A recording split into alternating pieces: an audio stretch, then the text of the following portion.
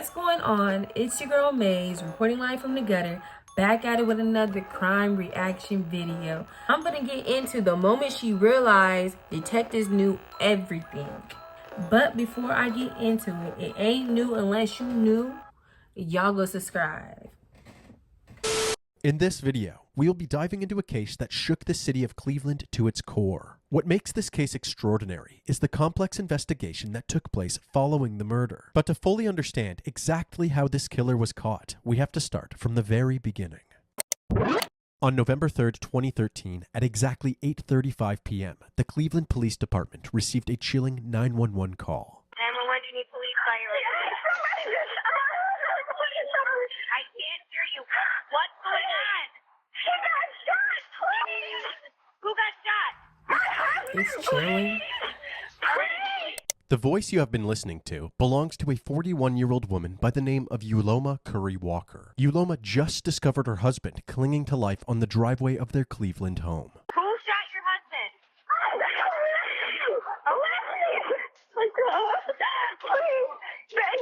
Okay, the police are coming, ma'am. Please help me. Please help me. Ma'am, police are coming and EMS is coming, okay? They're en route. Okay, stay right here. Don't move. Don't move, baby. Don't move. Please don't move. First responders were dispatched, and within minutes, officers arrived at the Walker residence on Lamson Road. As they approached Yuloma on her driveway, authorities realized that they knew this couple. The victim was actually fellow first responder and lieutenant of the fire department, 45-year-old William Walker. Will was covered in blood. He was still breathing, but his condition was critical due to 3 gunshot wounds to the chest. As they were tending to Will, he mentioned something about a man in the backyard, but was unable to coherently complete his sentence. One of the officers quickly checked the backyard, but it was clear of any threats. Detective Thomas Lynch arrived to help with the investigation. They got up and they got on. Like, dang, that's crazy how they knew Will. They knew the person that got shot. That's crazy. He noticed something odd. Will's keys were found still in the side door. If this was a robbery, why didn't the assailant break into Will's home or vehicle using those keys? Right. Aside from the 3 bullets that hit Will, there were several bullets that had struck the side of the house. They also found 4 9mm shell casings scattered around the crime scene. While the investigators collected the evidence, Will was loaded into the ambulance and transported to Metro Health's emergency center. Yuloma was riding shotgun. Once they arrived, the officers took note of Yuloma's appearance. Strangely, she had no blood on her. This lack of blood made it clear that Yuloma failed to provide any first aid assistance to her dying husband, despite being a nurse herself. The officers attempted to speak with her, but they were... Let me chill. Let me chill. Because I'm over here, like, I'm really like, girl, she was crying, but ain't no blood on you. You was over here, don't touch your toe. Like, I don't know. Maybe, I don't know. We gonna see. Because some people don't like blood, so they probably want to. No, but in that situation, if your loved one is on the ground with a bullet to the chest, I don't give a fuck. I'm gonna touch the blood. I'm gonna make sure, like, no, I'm trying to save you. And I feel like, I don't know. She sus. Interrupted by bad news. Will's injuries proved to be fatal, and on November 3rd, 2013, at 11:42 p.m., just 3 hours after the 911 call was placed, Lieutenant William Walker was pronounced dead. 45-year-old William Walker was a 15-year veteran with the department. Walker was shot several times in the driveway of his Cleveland home last night. Walker's neighbor tells us she heard 5 shots. And here is what else we have learned. Sources connected to the investigation say Walker had a laceration wound in addition to multiple gunshot wounds in his chest. He died at Metro Health Medical Center. Walker's colleagues say he leaves behind a wife and 2 children. Following Will's death, the police brought Yuloma into the station for further questioning. So the reason we asked you to come down is because we never really got a chance to talk with you about, your Will's life together. Yuloma and Will met back in 2005. They instantly felt a connection. They were both single parents, each having 2 children from previous marriages. And they both had similar social circles due to their professions, Yuloma as a nurse and Will as a firefighter. In early 2013, Yuloma was diagnosed with breast cancer. This pushed the couple to finally get married, partially so Yuloma would be covered under Will's insurance benefits. William was just a great person. Unbelievable. Oh, I'm not Loma, gonna say he was perfect. you but sus. he was my perfect. I just want to find out what happened. I know this isn't easy. How about Like, I'm like, once they said health insurance and they got married and she was trying to get on the health insurance because she had cancer. Okay, girl. That's one reason to put you in the category, girl. You might have did it. Okay, did it on him, literally. On the night of the shooting, the two were packing their belongings for their upcoming move to a new home in Madison, Ohio. Just before 8:30 p.m., Uloma asked Will to get some dinner from a nearby McDonald's. Upon his return, Uloma heard shots fired and Will screaming outside. After running outside and finding Will on the ground, she noticed a suspicious stranger while she was dialing 911. It was one guy. I don't remember what he looked like. And I asked him, what did he want? I remember that's the only person I remember. It's like he got set. Was he close to you? Did he approach you? He came in the driveway. Officers instantly had an idea of who this mysterious person may be. Will and Uloma's neighbor was a 27-year-old man named Rex Coleman. Rex had an extensive criminal record and had multiple armed robberies under his belt. He also owned an auto dealership that Will was in the process of purchasing 2 vehicles from. However, after paying $10,000 for one of them, the vehicle never arrived. The detectives asked Uloma if this conflict ever led to a confrontation between Rex and Will. She said no. However, there was a heated altercation between Will and some of Rex's acquaintances. There was no physical altercation or anything, just yelling and screaming. Yelling and screaming. She couldn't remember what this altercation was about, but from that point on, Will always carried a gun whenever he left his home. Something had happened and William had gotten his gun from underneath the bed. He took Pepe outside. As a dog? Mm-hmm.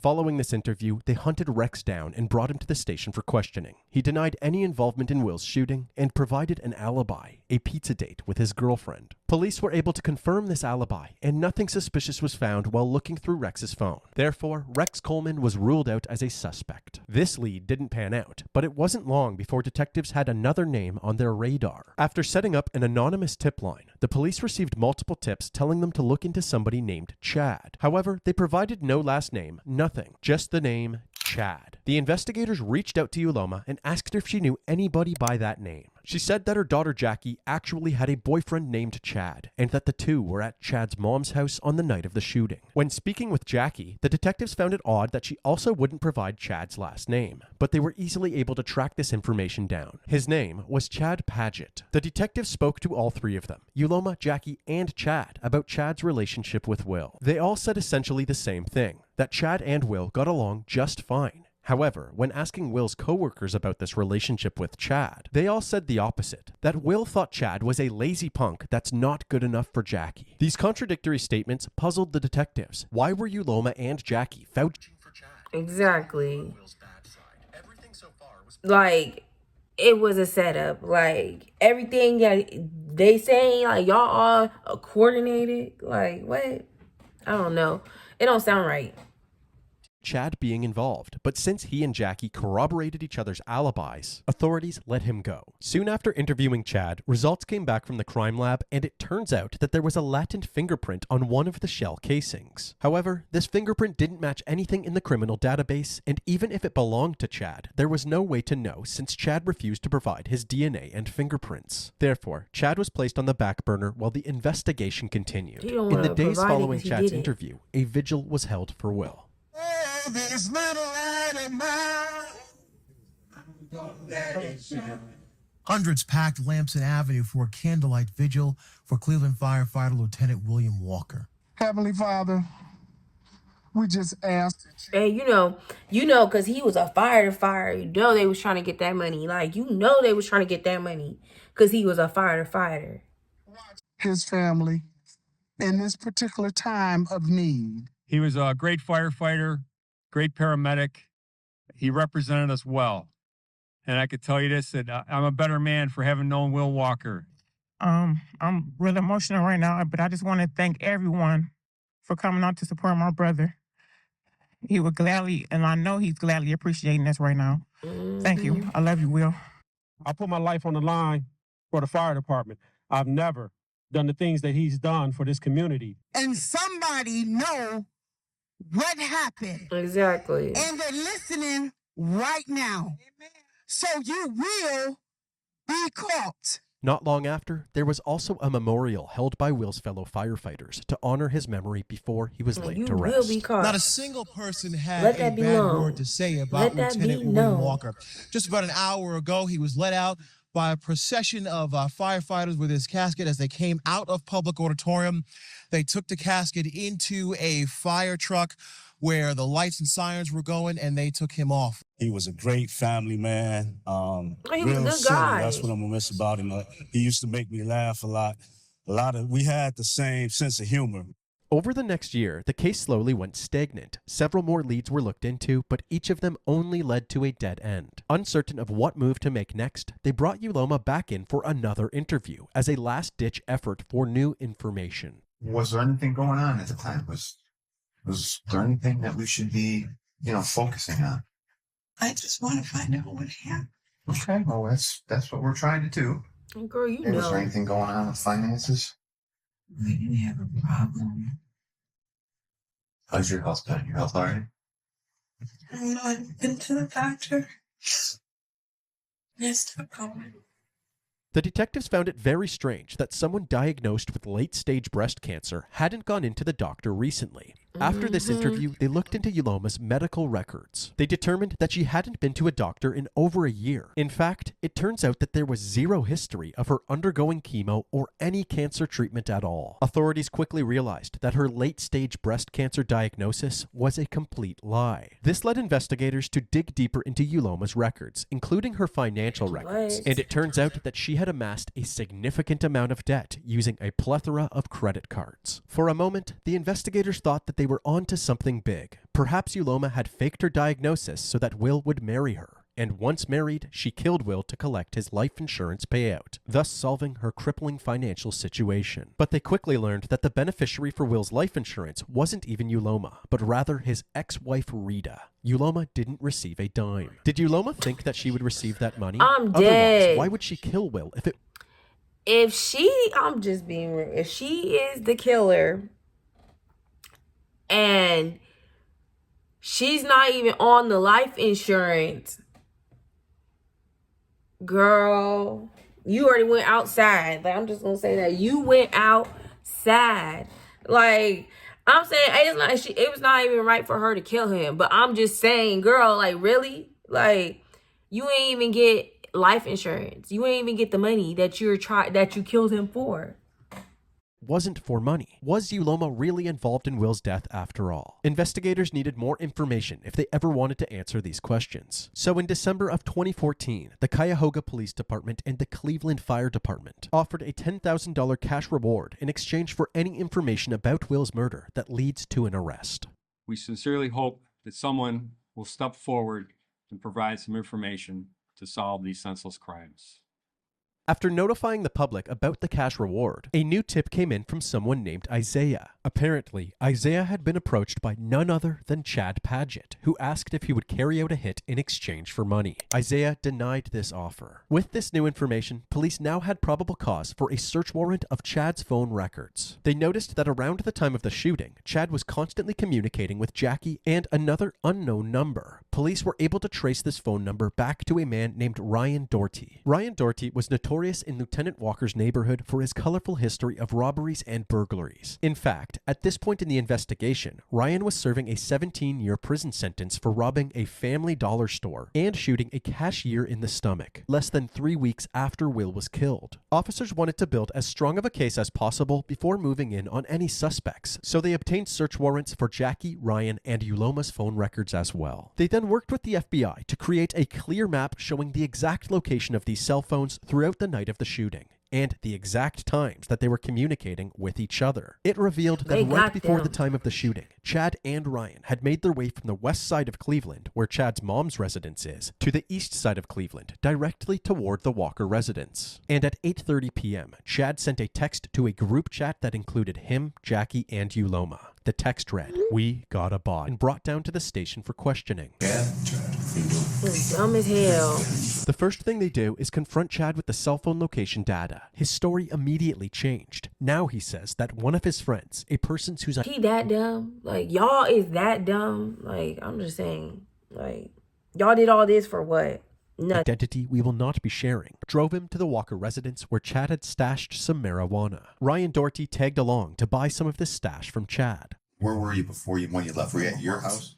Your mom's house? So you leave from over there on Denison. You get over to the east side.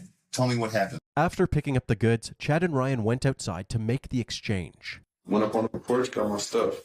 Showed Ryan what it was. As they walked back to the car, Will pulled into his driveway, parking just out of Chad's view. When Ryan saw this, he suddenly started walking towards the driveway. He came back moments later as if nothing happened. What did Ryan say when he ran up? He didn't say nothing. That's the thing. Ryan didn't say nothing at all. Nothing. It was just when I walked down the street, he told me, he's like, bro, like, I got you. You ain't gonna say nothing. I'm like, no, I truly did not know. You didn't hear any gunshots? No. And I know the sounds of gunshots. Chad says that he only found out about Lieutenant Walker's murder later that night. On the porch, I seen Jackie sitting there crying and everything, and she told me, like, look, guess Will's dead. I'm like, what you mean? That's when 2 and 2 got in my head. Me too. While telling this story, Chad didn't realize that the detective... He telling on his, what's it called it? He telling on himself, and he low-key telling on Ryan. His friend, or Ryan, whatever his name is. About the "we got a body" text. They gave him one last chance to fess up. This could be an opportunity for you to determine kind of like your fate from here on out. I don't have nothing to do with this stuff. Okay. Since Chad continued to be untruthful, the detectives decided that they had had enough. Bag murder. Give me books. Rag murder. Didn't do nothing though, like, for real. Okay. I really did not do nothing. Stand up. He said aggravated. He walked off and said aggravated murder. Like, You probably didn't go quite how you anticipated, right? I've never even did nothing. Following this interview, Chad Padgett was charged for the murder of Lieutenant William Walker. His DNA samples and fingerprints were finally collected. The fingerprints were then compared to the ones found on the shell case at the crime scene. It was a match, suggesting that Chad was the one who loaded the gun. After being thrown in jail for a few days, Chad's mother contacted the detectives, saying that Chad wanted to speak with them again. He was ready to tell the full truth. You already went into there. You went in stupid. Now, look. You thought you wasn't gonna get caught. Chad, be for real. Do you feel comfortable, sir? I'm trying to think. It's hard. I've been with that girl for 6 years.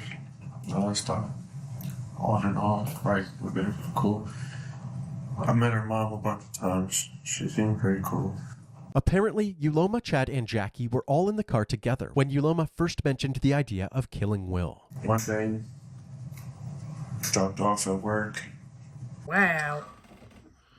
I had to really sit there and like think about, like, he said Uloma planned to kill Will. She asked me a question. She asked me, did I want to make like $10,000? I said, there. She asked me to, I don't know how to put it. How'd she ask me? She asked me to kill Will. Uloma told them that Will had been physically abusing her, and that the only way out of this abusive relationship was to get rid of him. The man, I was on $10,000, dude. This money was running through my head. Uloma told them that Will had a $100,000 life insurance policy, and that they would get paid once the job is done. He got $100,000 in life insurance policy, but you only getting $10,000 to go kill somebody. I can't do it, but I might know somebody. She said, okay, that's cool. Uloma then gave Chad a $1,000 deposit to search for a person to complete the job. Chad had initially presented the offer to his friend Isaiah, but after he rejected the proposal, he turned to his cousin, 22-year-old Christopher Hine, who was known to be an arms dealer on the streets. Chris then put Chad in contact with Ryan Doherty, who he enlisted to carry out the killing. Okay, all right. What's like? We could be able to do something for some money. He was like, what's up? I asked him, is he able to kill Will for some money? He said yes. You didn't get $10,000, did you? I probably want to say altogether about like 2,500. And of that 2,500, how much did Ryan get? 500, and I still owe my 100. He was on my back about it.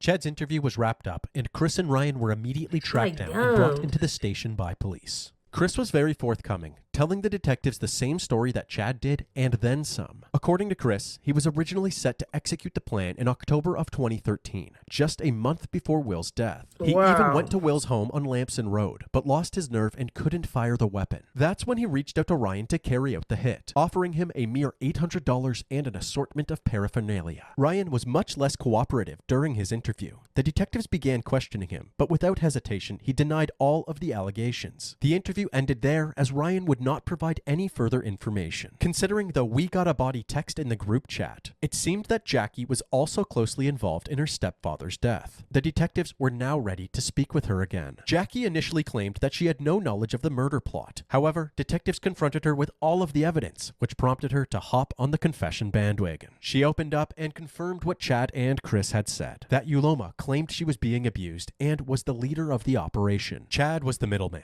Chris was the arms dealer, and Ryan was the shooter. As for the driver, Chad, Chris, and Jackie all said that he was not told the real purpose of the trip and truly believed that they were just going to fetch some marijuana. When Chad and Ryan re-entered the car, they told him to hurry up since they had just robbed someone. Furious, he ordered both men out of his car. They complied and their friend drove off. The two then took the train home, back to the west side of Cleveland to meet up with Jackie and Chris. Jackie also told the detectives that after everything was all said and done, Yuloma never actually paid anybody the full amount that they were promised. Jackie was then also taken into custody, so there was only one person left, Yuloma. However, there was one problem. Authorities were struggling to find Yuloma. Any attempts to reach out to her were met with no response. She In left. an attempt to hunt her down, police reached out to Yuloma had fled the state. She said that several months after the shooting, Yuloma had asked her to help store some of her family's belongings. The friend agreed and rented a storage unit for about $800. However, after storing the belongings, Yuloma went on a road trip to North Carolina. She never reimbursed the friend and had not been seen since. Police later found out that one of the belongings Yuloma left behind was actually Will's car. The most shocking part was that his remains were found in the back seat. After collaborating with North Carolina state law enforcement, in just 3 days, Yuloma was located and transported back to Cleveland, Ohio. As soon as she arrived, Sick as she was hell. re-interviewed by Cleveland police, and this time there was no holding back. Hey, Yuloma.